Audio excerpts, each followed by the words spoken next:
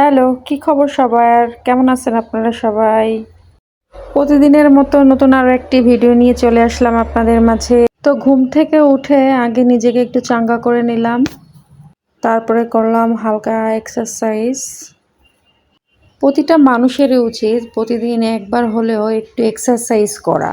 এতে মানুষের শরীর খুবই ভালো থাকে, সতেজ থাকে এবং এনার্জেটিক থাকে।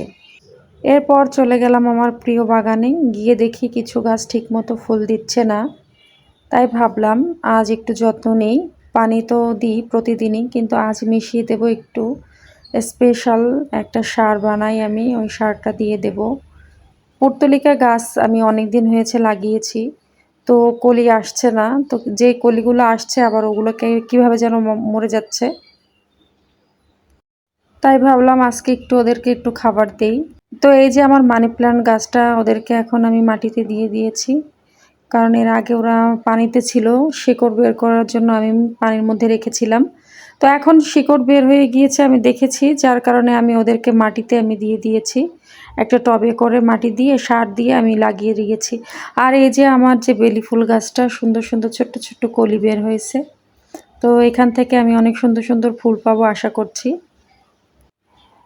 তো এর আগে আমাকে অনেক ফুল দিচ্ছে, অনেক ঘ্রাণ হয়েছে, আমার বাগানটা পুরো ভরে গেছে ঘ্রাণে।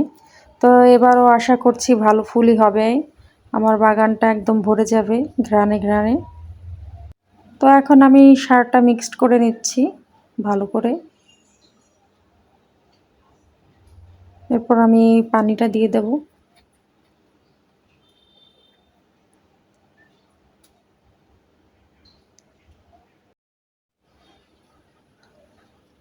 তো আজকে এই সারটা দিচ্ছি এই জন্যই গাছগুলো প্রায় পর্যাপ্ত পুষ্টির অভাবে একদম নেতিয়ে যাচ্ছিল, এই জন্য আমি এই গাছে আজকে এই সারটা দিচ্ছি।